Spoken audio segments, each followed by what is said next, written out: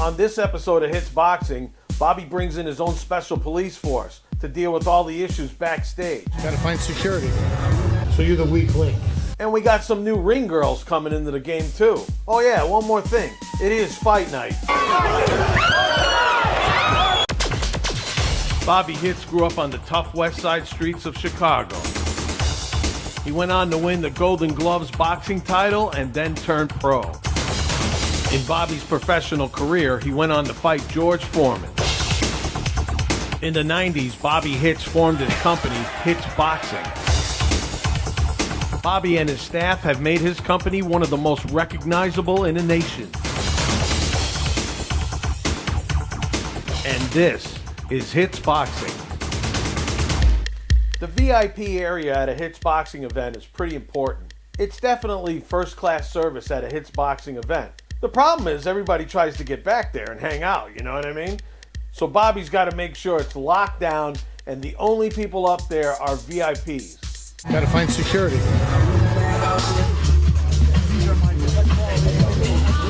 So everyone that's up here will be wristband. Are you the guy in the back door here? Yeah, you're gonna be back here.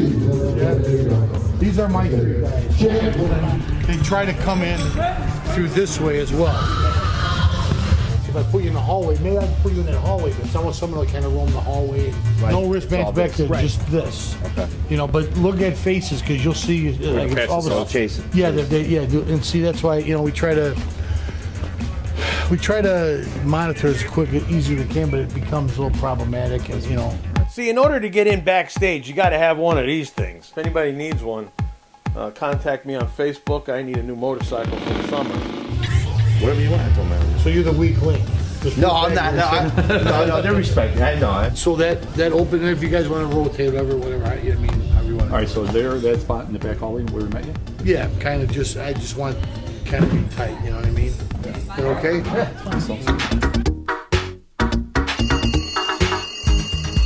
Bobby's phone never stops ringing at an event. Everyone's always calling him last minute to try and get in. The fight is totally sold out. It's a packed house. There's no room. But still, everyone keeps calling him saying, hey, I need 2 more tickets. Even the fighters, the coaches, the trainers.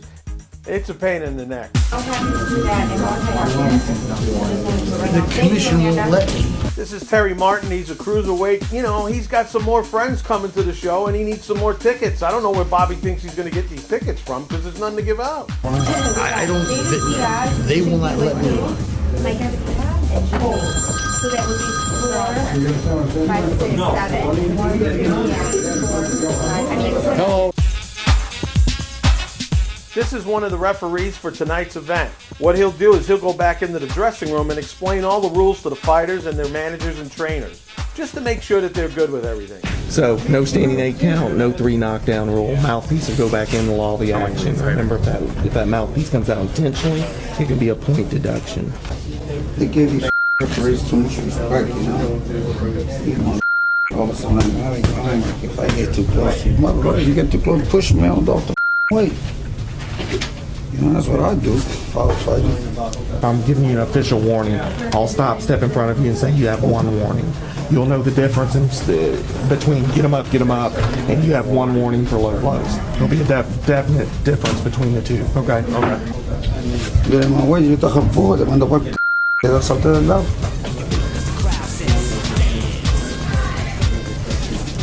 Porque si no, te vas a tropezar con ellos, ¿tú entiendes? If you're on the ropes, I'm probably going to be in there where I can see close. Same thing. You do your thing. I'll get out of your way. Okay? Sound good? All right. See you guys out there? Okay. Like I said, the only thing I ask from you guys is you hit the water and going out the ropes when the bell rings. Okay? All right, guys. Good luck. We'll see you out there. Yeah, these are the title gloves. They're 10 ounce or 8 ounce. The bigger guys use the 10 ounce, or even the bigger guys, heavyweights, use 12 ounce. Smaller guys use 8 ounce. This is the glove. This is a professional boxing glove you're looking at. Title. There's numerous gloves, Reyes, Title, and some other gloves, and this is your standard professional boxing glove. Taping and putting on gloves to a fighter is so important. You got to have somebody put your gloves on, because have you ever tried to put a set of boxing gloves on yourself? It's kind of impossible. Unless you got 3 hands, like my ex-wife.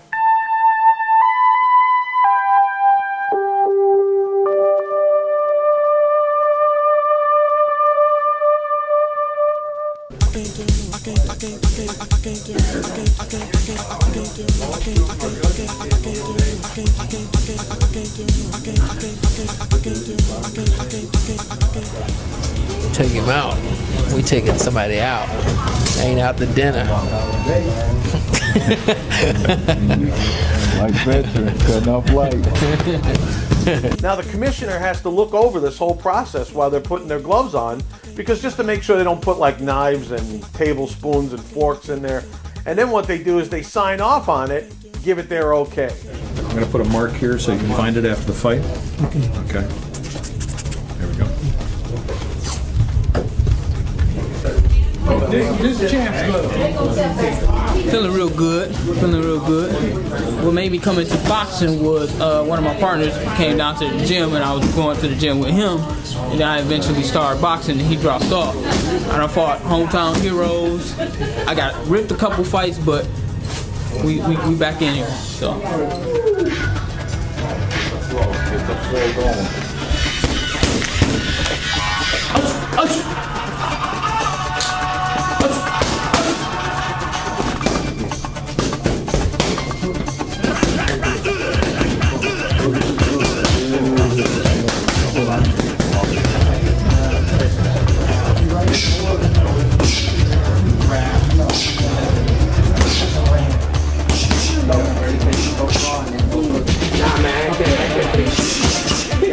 My bones hurt. My body hurts.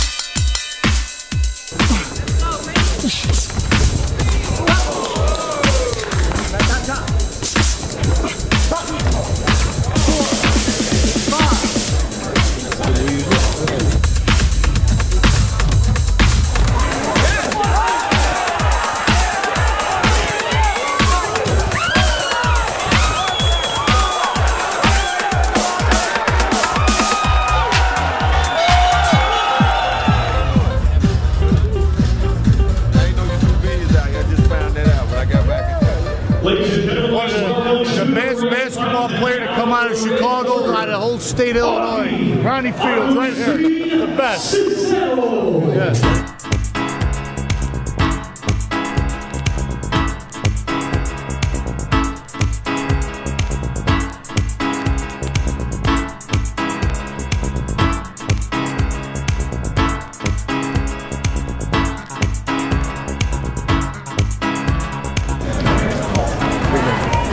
Hey, what's your name? What's up, champ? Montel Griffith, Olympian, former light heavyweight champion of the world, right there, Montel Griffith.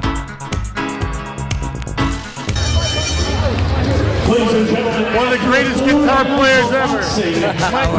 Stay in time, boy, don't get out of line, boy. Take a stand, don't get out of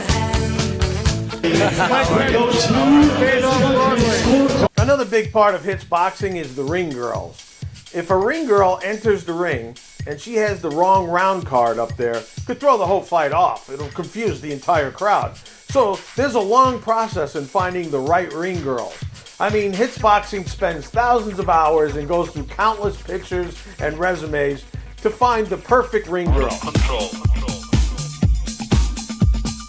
Out of control. Out of control. Out of control.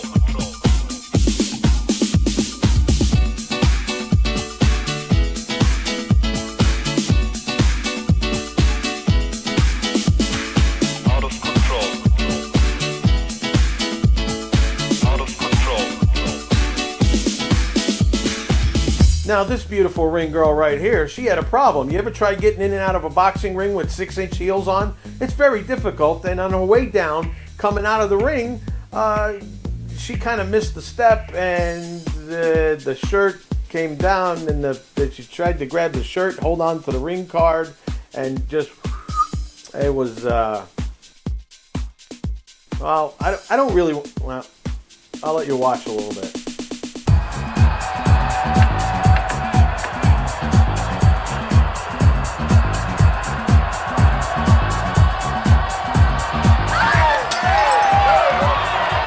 We're not going to show it, but she was okay.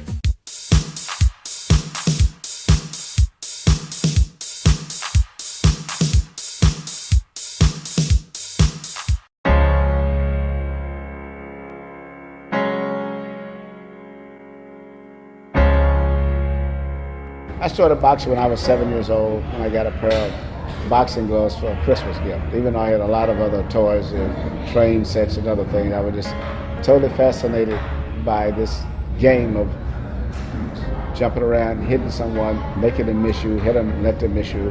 And there was no really boxing on TV, or no particular person, or no parent that was involved with me. I was just totally fascinated, I guess, naturally by boxing. And I started having boxing matches when I was 8 years old.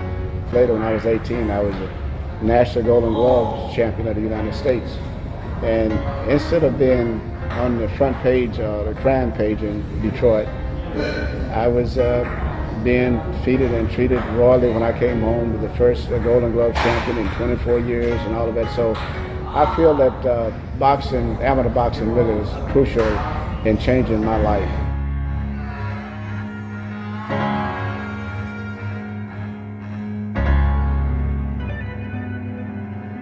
Emmanuel not only is a great trainer and a great ambassador for our business, he was also a very good friend of mine, and known him for years, and he was pretty instrumental in getting me into the business side of boxing way back from when I was a fighter. And not a lot of guys in the business left like him, and it was very important for me to give him, have a tribute for him. It was just something from my heart because of had a long-standing relationship with him, so it's just important to me.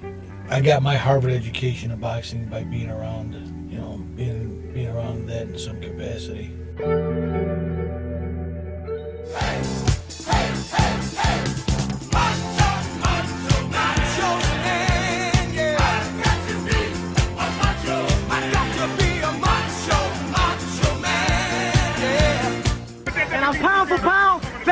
I'm the best fighter pound for pound in the world.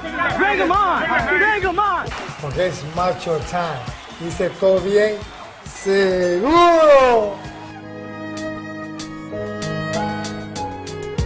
Oh, Macho Man, he was a guy that, you couldn't wait to tune in on Saturday afternoons to watch him fight. He'd come in the ring dancing around and always put a show on. And he was a media darling. He was a matinee idol. He was on network television a ton of times. People loved him. He had, had some bumps and bruises outside of the ring. But, as a showman, I mean, in my memory, there wasn't a showman. Vampire Johnson might have been. He used to come to the ring being carried in a casket. Vampire Johnson. He's from Indiana. But Hector Camacho, in my memory, was really the first real showman that I ever saw. Come dancing in the ring and all that stuff. In my memory, it was the first guy I remember because Jake LaMotta, Ray Robinson, Joe Louis. Those guys didn't do that. They were workmen. This guy put a show on,